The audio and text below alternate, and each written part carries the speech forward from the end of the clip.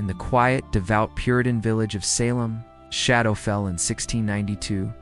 A wave of hysteria, born of fear and superstition, swept through the community, leading to one of the most infamous chapters in American history.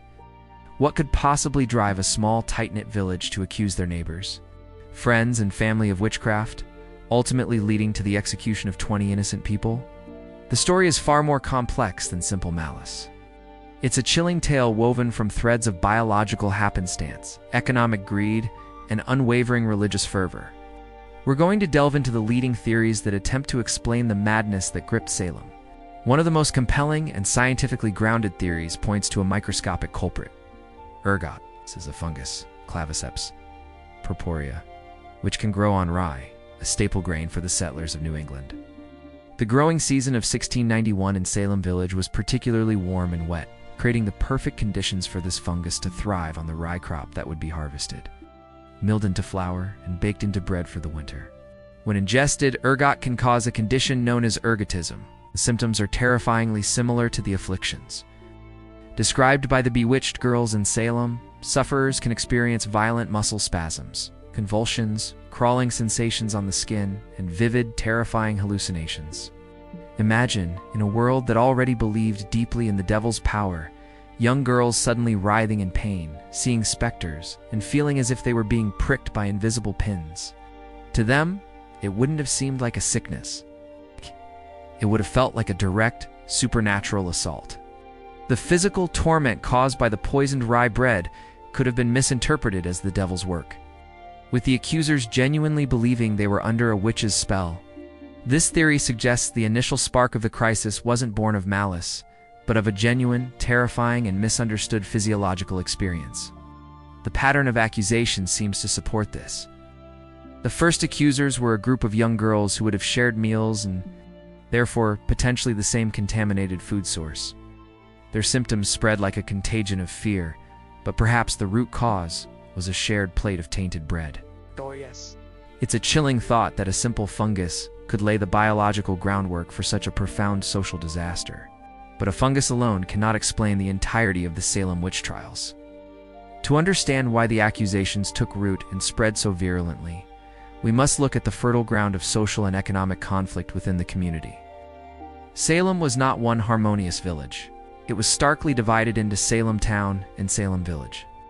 Salem Town was a prosperous, bustling port connected to the wider world of commerce. Its residents were often wealthier merchants. Salem Village, on the other hand, was the agrarian-focused, poorer, and more religiously conservative farming community inland.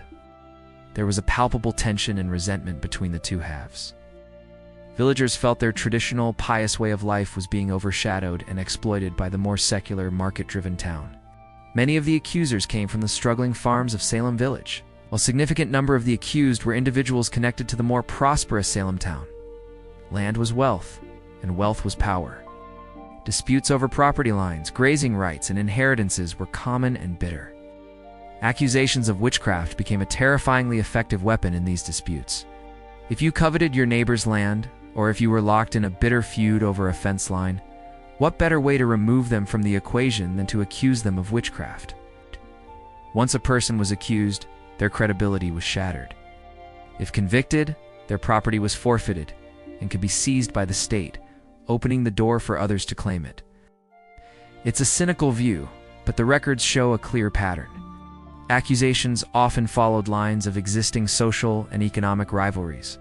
The witch hunt provided a supernatural cover for all-too-human greed and jealousy. The key figures of the Putnam family, for instance, were among the most prominent accusers. They were a powerful family in Salem Village who had seen their influence wane and were involved in numerous land disputes. Many of those they accused were people with whom they had prior conflicts. This context suggests that the hysteria wasn't just random, it was targeted, aimed at settling old scores and reconfiguring the power structure of the community under the guise of a holy war. Finally, and perhaps most importantly, we cannot ignore the powerful engine of religious extremism. The Puritans of New England lived in a world they perceived as a battleground between God and Satan. They had left England to build a city upon a hill, a perfect society of God's chosen people in the wilderness. But this divine mission came with immense pressure and a constant, pervasive fear of failure. Their worldview was absolute. God was all-powerful, but the devil was a real, tangible entity who actively sought to destroy their holy experiment. They saw his work everywhere in crop failures, in sickness, and in any deviation from strict religious orthodoxy. The wilderness itself was seen as the devil's domain, and the Native American tribes living there were often viewed with suspicion and fear, sometimes equated with agents of darkness. This created a mindset of extreme vigilance and paranoia. The community was constantly on the lookout for signs of the devil's influence. When the young girls began their strange fits, it fit perfectly into a pre-existing narrative of spiritual warfare. For ministers like Samuel Parris and Cotton Mather, the events weren't just a local problem. They were a sign that Satan was making a direct assault on the heart of New England. Their religious framework left no room for doubt or alternative explanations. To question the reality of witchcraft was to question the Bible itself. The trials were seen not as a legal process in the modern sense, but as a righteous crusade to purge evil from their midst. This religious fervor gave the accusers immense power and validation. They weren't just tattling on neighbors. They were acting as instruments of God. The court, known as the Court of Oyer and Terminer, accepted spectral evidence, testimony from the afflicted girls that they had been tormented by the apparition, or specter, of the accused person. This meant someone could be condemned based on a dream or a vision that only the accuser experienced. In a system like this, there was no defense. To deny the charges was seen as proof of your allegiance to the devil, a liar by nature.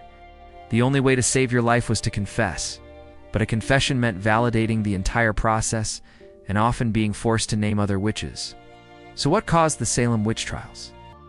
There is no single, simple answer. It was a perfect storm, a convergence of multiple factors that turned a small spark of fear into a raging inferno. Ergot poisoning may have provided the initial terrifying symptoms, the biological spark that made the supernatural seem real. Long-standing land disputes and social resentments provided the fuel, directing the accusations toward specific targets for personal gain, and the rigid, all-encompassing ideology of religious extremism created the atmosphere where such beliefs could not only exist but flourish, turning a court of law into an instrument of persecution. The story of Salem is a haunting reminder of how easily a community can turn on itself, fueled by fear, greed, and certainty. It's a lesson about the dangers of mass hysteria and the importance of due process. It's critical thinking and tolerance in the face of the unknown.